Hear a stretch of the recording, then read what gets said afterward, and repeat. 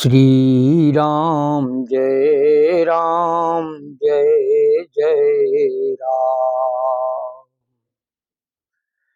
श्री राम जय राम जय जय राम। जय रघुनंदन जय सिया राम जय सिया राम। मंगल भवन अमंगल हारी, मंगल भवन अमंगल हारी। द्रवहु सुदशरथ अजीर बिहारी। राजीव नयन धरे धन सायक, भगत विपत्ति भंजन सुखदायक। जनक सुता जग जननी जानकी, अतिशय प्रिय करुणा निधान की। ताके युग पद कमल मनावहूँ, जासु कृपा निर्मल मति पावहूँ। सुमिरि पवन सुत पावन नामु, अपने बस करि राखे राम। श्री राम जय राम जय जय राम। जय रघुनंदन जय सिया राम।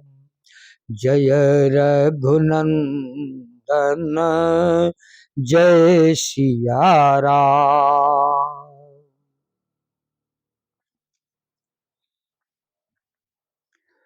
मनुष्य को प्रतिक्षण सावधान रहने की आवश्यकता है।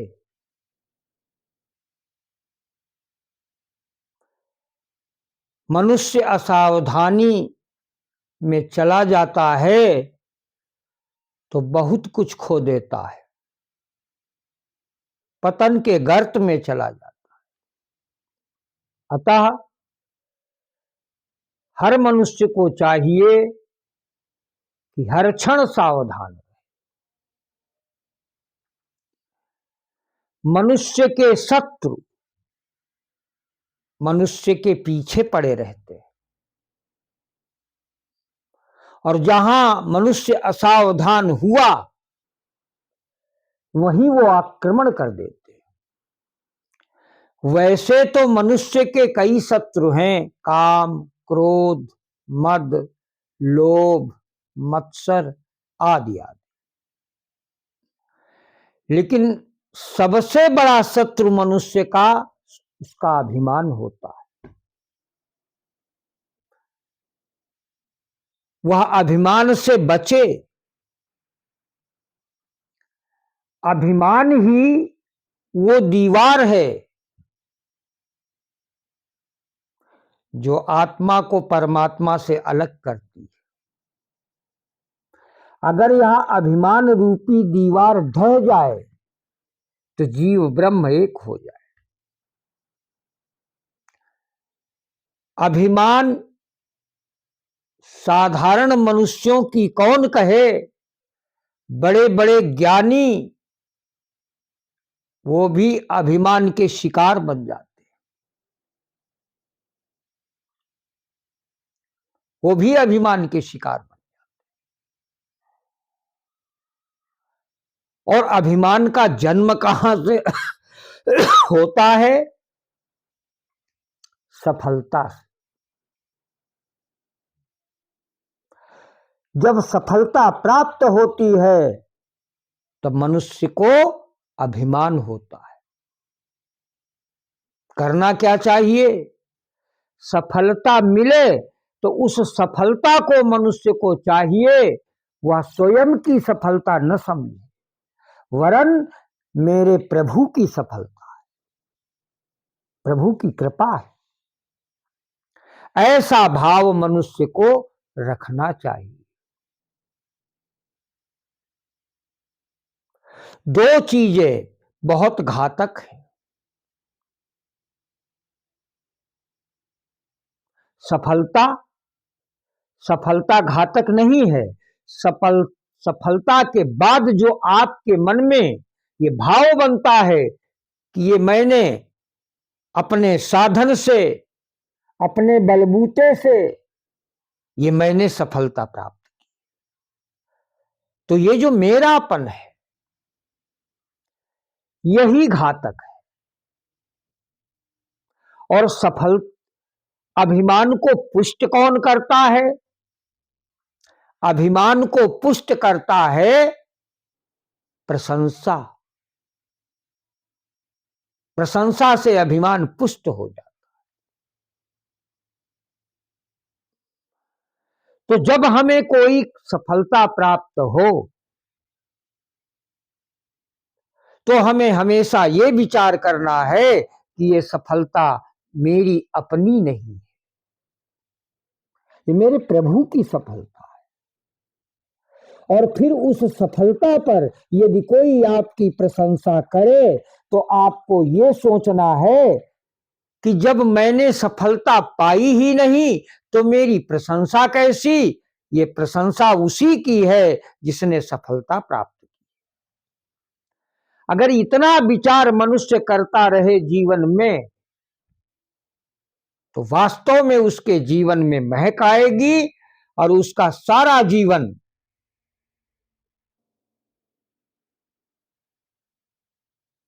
आनंद से भर जाएगा, सद्गति की प्राप्ति करेगा। रामचरितमानस में बड़ा सुंदर प्रसंग आया है। एक बार नारद, ये भगवान के भक्त हैं, ज्ञानी, हिमालय की तलहटी में विचरण करते करते पहुंच गए। तो वहां एक बड़ा सुंदर रमणीक स्थान देखा, शांति प्रिय। तो बैठ गए नारद और सहज प्रभु के चरणों में ध्यान लग गया नारद का। और ऐसा ध्यान लगा कि नारद की समाधि लग गई।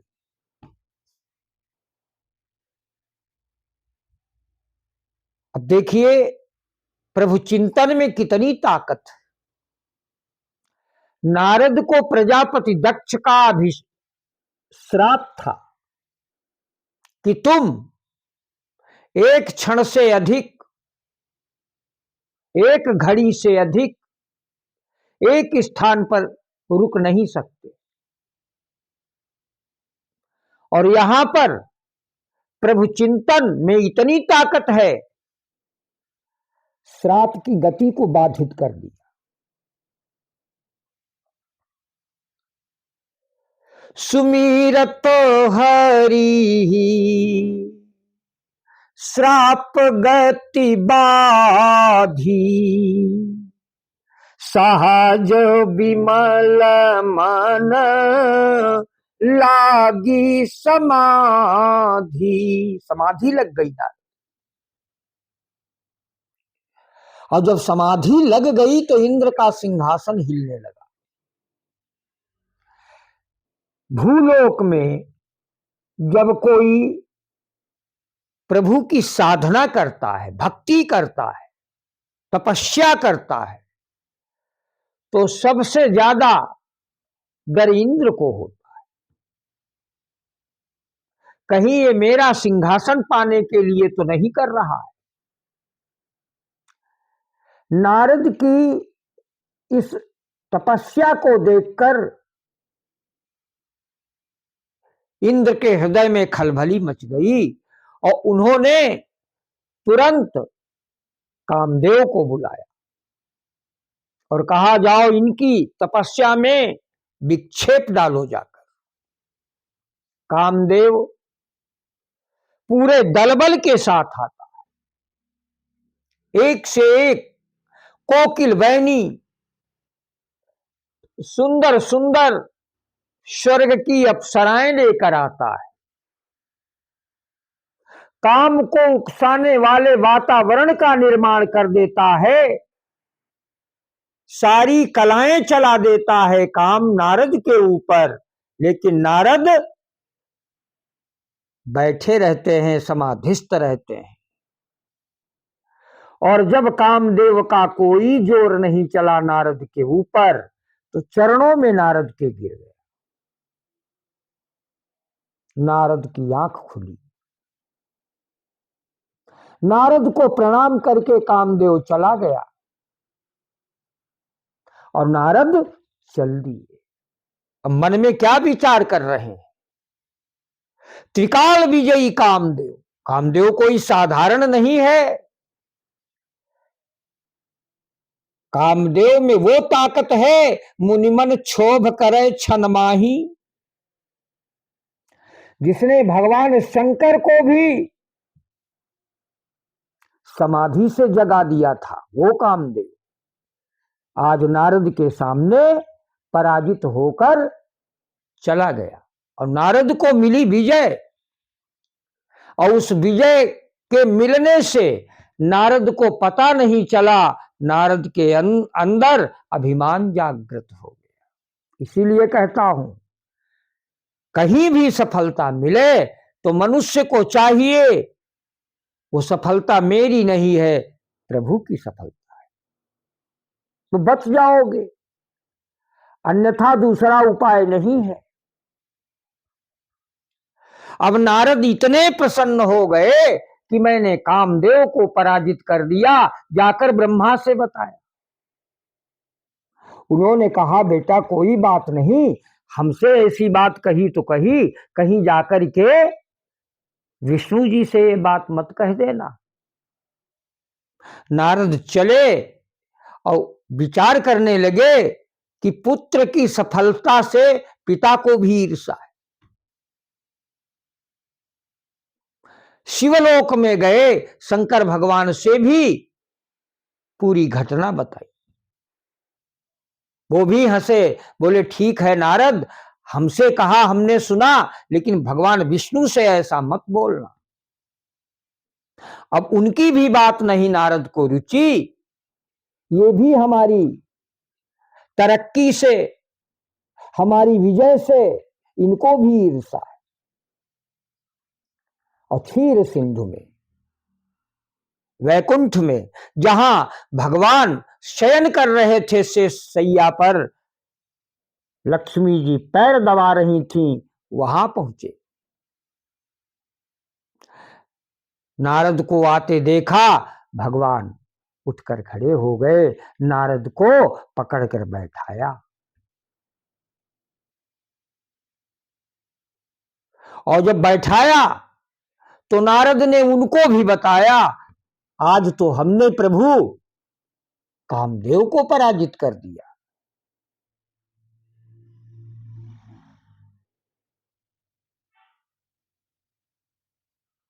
तो भगवान तो अंतर्यामी है, समझ गए।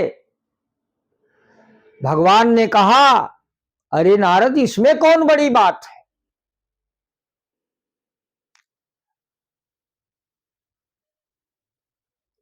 रूख बदन करी सोची मन, बोले श्री भगवान, और तुम्हारे सुमिरन ते मिटही, मोह मार मदमान। ये कोई बड़ी बात नहीं आपके लिए नारद। आपका जो नाम बोल देगा उसके पास काम क्रोध ये सब कोई रुक नहीं सकता। अब और उनके अभिमान को पुष्टि मिली, पुष्ट हो गया अभिमान। भगवान ने नारद की सराहना की।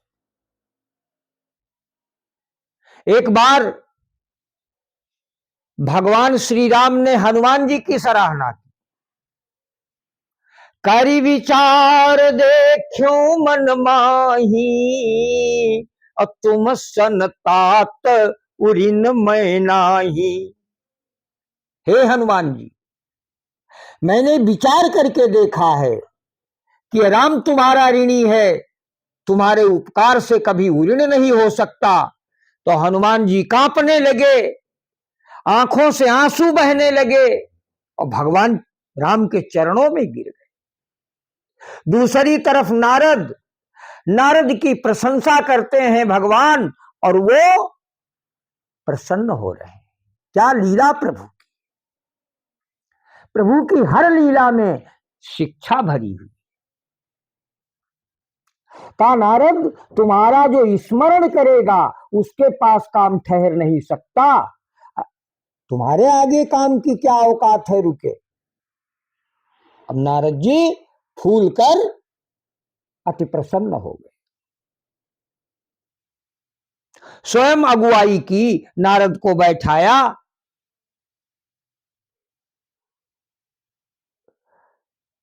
अब भगवान सोचने लगे कि नारद मेरा भक्त है, और नारद के अंदर तो अभिमान का अंकुर पैदा हो गया। ये विशाल वृक्ष बनेगा, इसका बड़ा अनर्थ हो जाएगा। भगवान कितने कृपालु हैं, कितने दया निधान। तो हमको कुछ करना चाहिए अपने भक्त की रक्षा के लिए। अब ये सबके लिए नहीं है। भक्त की रक्षा अपने भगवान करते हैं, लेकिन जो भगवान के भक्त नहीं है, उनसे विभक्त हैं, जो माया के भक्त हैं, उनकी रक्षा भगवान करने नहीं जाते। तो भगवान विचार करने लगे, मैं कैसे रक्षा करूं अपने भक्त की।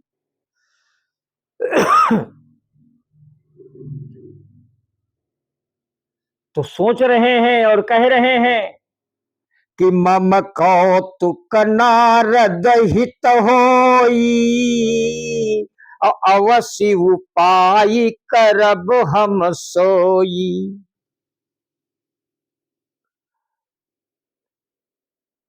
उरयंकुरहु गर्भ तरु भारी, बेगी सोमईदारी हूँ खारी। पनु हमार सेवक हित का, मेरा प्रण है, ये मेरा सेवक है, भक्त है, इसकी रक्षा करना मेरा दायित्व बनता है, इसलिए मैं अपने भक्त की रक्षा करूंगा। और कैसे रक्षा करूंगा? तो कहते मम कौतुक नारद हित होई, अवश्य उपाय करिबि हम सोई। मैं ऐसा उपाय बना रचूंगा जिस उपाय के रचने से मेरे द्वारा कौतुक होगा और उस कौतुक में मेरे भक्त का हित होगा।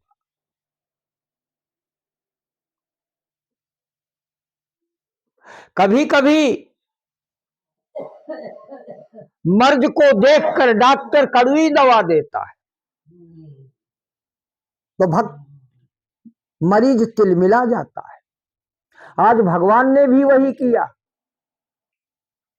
नारद विदा लेकर भगवान से जा रहे थे, तो भगवान क्या करते हैं आप देखिए, भगवान की माया की प्रबलता।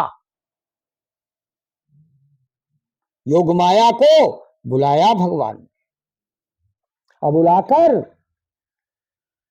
क्षण में क्या से क्या कर दिया। जिस मार्ग से नारद जा रहे थे उसी मार्ग पर मगमहु बिरचेउ नगर प्रभु, सतजो जन विस्तार।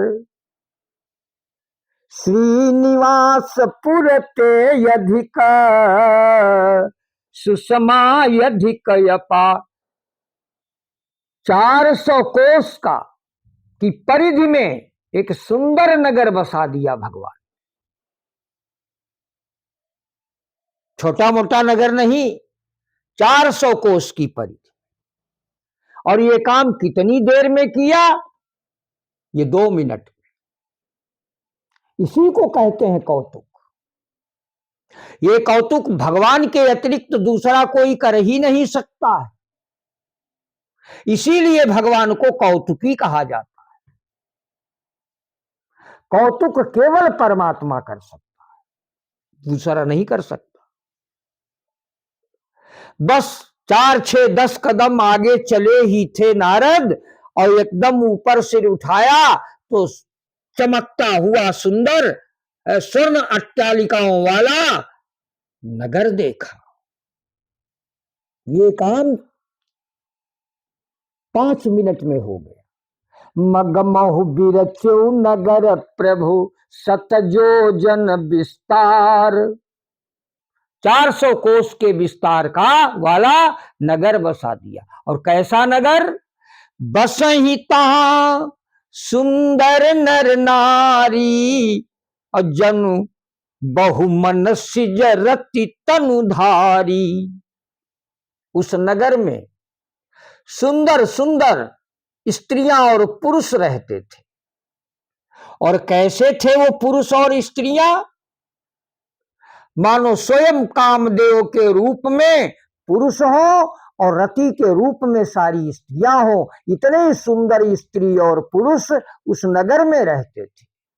ये भगवान ने काम देखते ही देखते कर दिया, नारद को कुछ पता ही नहीं चला। ते ही पूरा बसई शील निधि राजा अवगणित हय गय सेन समाजा। ते ही पुर बसई शील निधि राजा अवगणित हय गय सेन समाजा। विश्व मोहिनी तासु कुमारी अजासु। विश्व मोहिनी तासु कुमारी श्री विमोहज स्वरूप निहारी। बड़ी सुंदर उस शील निधि राजा की कन्या थी, विश्व मोहिनी नाम था। इतनी सुंदर थी कि जिसके रूप को देखकर स्वयं लक्ष्मी जी लज्जित हो जाए, ऐसा नगर बसा दिया। नारद वहां से निकले। राजा ने नारद को जाते देखा तो बुलाकर प्रणाम किया, बैठाया और कन्या को बुला करके उसका हाथ दिखाया। हाथ देखा नारद ने तो उसमें लिखा था कि जो यही बरई अमर सोई होई और समर भूमि ते ही जिते न कोई। सब पढ़ लिया नारद। अब जैसे रूप देखा उसके रूप को देखकर सारा काम विजय का ज्ञान गुम हो गया नारद का। और अंदर से खलबली मच गई। आसक्त हो गए उस कन्या पर नारद। विवाह करने की मन में ठाने।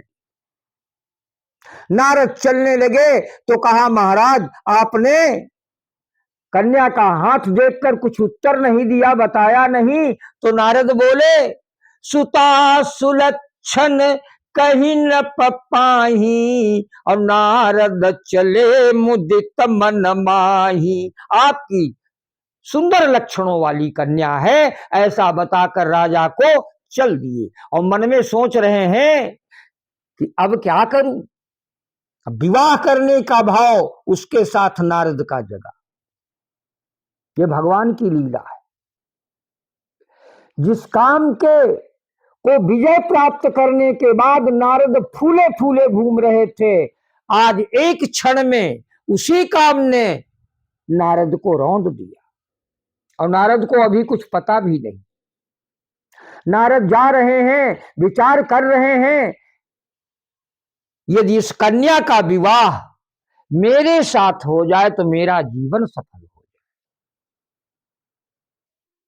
विचार करने लगे, ये इतनी सुंदर कन्या और मैं एक बाबा, तो ये मुझे कैसे भरेगी। इस समय तो परम रूप की आवश्यकता है, राजकुमारों जैसे रूप की जरूरत है। फिर विचार करने लगे, अरे मेरे प्रभु तो उनके उनके बराबर किसी के पास रूप ही नहीं है।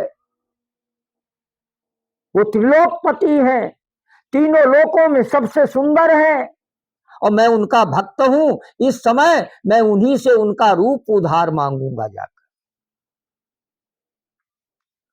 जा रहे थे, सोचते सोचते भगवान मिल गए और जब मिले तो बोले, क्या बात है नारद, किस ऊहापोह में पड़े हैं, किस चिंता में पड़े हुए हैं। कहा, प्रभु आपन रूप देहु प्रभु मोही आनि भांति सो बरई न मोही। प्रभु अपना रूप दीजिए। और हे प्रभु, जेहि विधि नाथ होई हित मोरा, करहु सबेदी दास मई तोरा। मैं आपका दास, मेरा हित करो, मेरा उपकार करो, मुझे अपना रूप मांगे। भगवान मुस्कुराए, नारद से बोले, चिंता मत करो नारद, जेहि विधि होई ही परम हित, नारद सुनहु तुम्हार, और सोई हम करबन आन कछु, बचन नम्र खा हमार। तुम हित की बात करते हो नारद, जिसमें तुम्हारा परम हित होगा मैं वही उपाय करूं। अब ये गूढ़ बात भगवान की नारद समझ नहीं पाए, क्योंकि कामांध हो चुके थे। विश्व मोहिनी को देखकर कामांध हो गए थे और नारद को रूप की जगह कुरूप दे दिया, बंदर का मुंह बना दिया। नारद गए उधर, करई स्वयंवर सोनप बाला, आए तहां गणित भूपाला। स्वयंवर चल रहा था विश्व मोहिनी का। उस स्वयंवर में धरती के सारे राजा गण इकट्ठा थे, राजकुमार बैठे थे और फूल कर नारद भी वहीं पर बैठ गए। जब बैठ गए तो अब नारद तो सोचते हैं हमसे सुंदर तो कोई है ही नहीं। अब कन्या वरमाला हाथ में लेकर घूम रही थी, वर की तलाश कर रही थी। तो नारद के पड़ोस से जब राजकन्या निकले तो नारद अपनी गर्दन झुका दे, वो देखकर क्रुद्धित हो जाए। गुप्त रूप में छिपे हुए रुद्रगण नारद का उपहास करने लगे। नीक दीन हरि सुंदरता,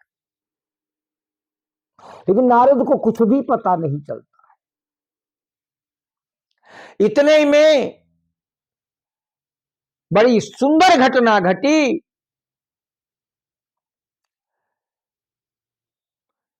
कि प्रगट्यहु प्रभु उस स्वयंवर भूमि में, जहां स्वयंवर चल रहा था राजाओं के मध्य में, भगवान प्रकट हो गए। प्रगटे प्रभु कौतुकी कृपाला, कुंवरी हरसि में लेउ बरमाला। दुलहिन लई गए लक्ष्य निवासा, और नप समाज सब भयउ निराशा। उस कन्या ने, विश्वमोहिनी ने भगवान के गले में जयमाला विजयमाला पहनाई, वरमाला, और उस राजकन्या को लेकर भगवान चले गए। सारे राजागण अपने अपने राज्यों को गए। इधर रुद्रगण उपहास करते हुए नारद को कहते हैं, अरे आपको कितनी सुंदरताई दी भगवान ने, कितना अच्छा रूप दिया अपना, तो शीशा नहीं मिल रहा है तो कहीं पानी में ही झांक कर देखिए अपने चेहरे को। तो जब जल में प्रतिबिंब देखा अपना नारद ने तो क्रुद्धित हो गए नारद। पहले तो रुद्र गणों को श्राप दिया कि तुम एक ऋषि की का उपहास किया तुमने, इसलिए जाओ दोनों असुर हो जाओ। असुर होने का श्राप दे दिया। हो निशाचर जाई तुम महावीर बलवान। और उधर भगवान को श्राप देने के लिए, भगवान पर क्रोध उतारने के लिए नारद वैकुंठ लोक को चल दिए। दई हूं श्राप कि मरी हूं जाई, और जगत मौर्य उपहास कराई। वाह, ऐसा कर दिया, संसार में मेरी मजाक उड़ा दी, उपहास करा दिया। तो आग बबूला होकर भगवान के पास नारद चले क्रोधित होकर। तो बीच ही पंथ मिले दनुजारी, और संग रमा सोई राजकुमारी। बीच मार्ग में भगवान प्रकट हो गए। एक ओर लक्ष्मी जी थी, दूसरी ओर वह राजकुमारी थी। बीच में भगवान मुस्कुरा रहे थे। अब जैसे ही देखा नारद को और क्रोध बढ़ गया नारद का, और भगवान को श्राप देने लगे। बोले, हम तो समझते थे आप शरीर से जितने सुंदर हैं उतने अंदर से भी सुंदर हैं। अंदर के आप बड़े गंदे हैं। आपका स्वभाव, आपका अंतर्मन कलुषित है।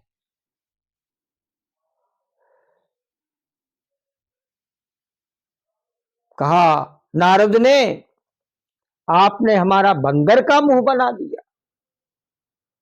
आज मैं एक नारी के लिए बिलख रहा हूं, विलाप करता घूम रहा हूं, रो रहा हूं, दुखी हो रहा हूं। बंचे हूं मोही जवनि धरि देहा, असोई तनु धरऊ श्राप मम एहा। जिस शरीर को धारण करके इस विवाह से आपने मुझे वंचित किया, जाओ मृत्युलोक में वही शरीर धारण करो। राजकुमार बनकर आए भगवान थे, इसलिए जाओ भूमि पर राजकुमार बनो। कपियाकृति तुम कीनी हमारी, और करी है कीस सहाई तुम्हारी। आपने हमारा बंदर का मुंह बनाया, तो आगे बंदर ही आपका सहयोग करेंगे।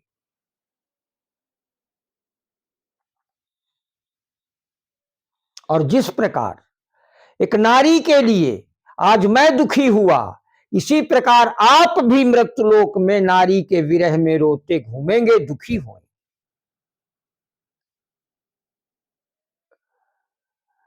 जब इतने श्राप दे दिए भगवान विष्णु को नारद ने, तो भगवान ने अपनी योग माया हटा दी। तब प्रभु माया दूर निवारी, अतः नहीं रमान राजकुमारी। भगवान ने अपनी माया हटा दी तो न वहां पर महालक्ष्मी थी और न विश्वमोहिनी थी, भगवान खड़े थे। तब नारद को होश हुआ। नारद रोने लगे, मैंने बहुत अपराध किया प्रभु, मैंने आपको श्राप दिया, जले कटे शब्द सुनाए, चरणों में गिर गए। तो भगवान बोले, नारद मम इच्छा कह दीन दयाला। ये सब मेरी इच्छा से हुआ, आप बिल्कुल चिंता मत करें। और फिर भी यदि आपके मन को संतोष नारद नहीं मिल रहा है तो जपहु जाई शंकर सतनामा, पाई ही हृदय तुरत विश्रामा। हमारे सबसे प्रिय भगवान शंकर, जाओ उनका जाप करो, जाकर उनकी शरण में जाओ। और जब उनकी शरण में जाओगे तो आपके हृदय को संतोष मिलेगा, शांति मिलेगी, आपके दुख दूर होंगे। ये कथा मैंने आपको इसलिए सुनाई कि नारद जैसे ज्ञानी को अभिमान ने एक क्षण में जाने क्या से क्या बना दिया। इस संसार में रहने वाले सारे लोग नारद जैसे ज्ञानी तो नहीं है, न विष्णु भगत। नारद कैसे थे? है? जब भगवान शंकर ये नारद मोह की कथा सुनानी प्रारंभ की तो माता पार्वती से कहते हैं शंकर जी कि एक बार भगवान को नारद ने श्राप दिया था, जिसके कारण भगवान को अवतार लेना पड़ा। तो गिरिजा चकित भई सुनि बानी, नारद विष्णु भगत पुनि ज्ञानी। कारण कवन श्राप मुनि दीन्हा, का अपराध रमापति कीन्हा। वो तो भगवान के भक्त है, वो तो ज्ञानी है नारद। ऐसा कौन सा अपराध कर दिया था भगवान ने जो नारद को श्राप देना पड़ा?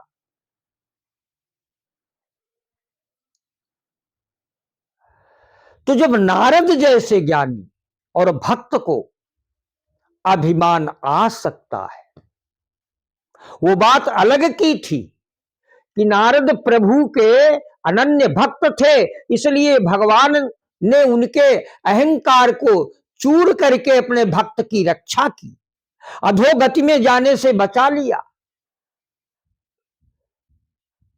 बीच में भगवान मिल गया, क्षीर सिंधु तक, वैकुंठ तक नारद जाते, इतना मौका नहीं दिया। बीच ही पंत मिले दनुजारी, संग रमा सोई राजकुमारी। बीच में क्यों मिले? जब उनको पता था नारद आ रहे हैं हमारे घर मिलने, तो थोड़ी देर और रास्ता देखते। कारण था, भक्त की सारी जिम्मेदारी भगवान ले लेते हैं, इतनी कृपा निधान है, करुणा निधान। बीच में इसलिए आए, नारद जा तो रहे थे भगवान से मिलने वैकुंठ लोक को, लेकिन मार्ग गलत चुन दिया था, जा रहे थे नरक के रास्ते। नारद क्रोध में चले थे, और क्रोध का मार्ग नरक में ले जाता है, भगवान के धाम तक नहीं ले जाता है। रास्ता गलत चयन किया था। कहा नरकस त्रिविधम सेदम पापम द्वार नाशनम, कामा क्रोधा तथा लोभा, तस्मात् एतत्त्रयम् त्यजेत। काम क्रोध मद लोभ नाथ नरक के पंथ, सब परिहरि रघुवीर भजो भजे संत। तो क्रोध के मार्ग पर नारद चले थे, अपने भक्त को ये नरक में न जाने पाए, इसने गलत रास्ता तय किया है, ये भटक गया है। आ तो हमारे पास रहा है, लेकिन घर की रास्ता हमारे भूल गया है, जा तो नरक को रहा है। मेरा भक्त नरक में न गिरने पाए, इसलिए जहां से मार्ग भटका था वहीं पर आकर भगवान मिल जाते हैं। ऐसे भगवान कृपा निधान है। तो ये केवल भक्त के लिए है भगवान। और जो भगवान से दूर हैं, हमारे आप जैसे साधारण लोग, उनको बचाने नहीं आएंगे, उनको तो स्वयं बचने का यत्न करना पड़ेगा। और वह यत्न यही है कि जब कोई सफलता आपको प्राप्त हो तो यही मानिए कि ये मेरी सफलता नहीं, मेरे प्रभु की सफलता है। कोई प्रशंसा आपकी करे, मैं प्रशंसा का पात्र नहीं हूं, प्रशंसा के पात्र तो मेरे प्रभु हैं। तभी अभिमान से बच सकते हो, तभी आपके जीवन में सुख और शांति आ सकती है। आज अभिमान के कारण अभिमान बढ़ा हुआ है, तो आप विदेशों में देखिए कितने युद्ध दंगे हो रहे हैं। ये क्या है? ये अहंकारों का टकराव है।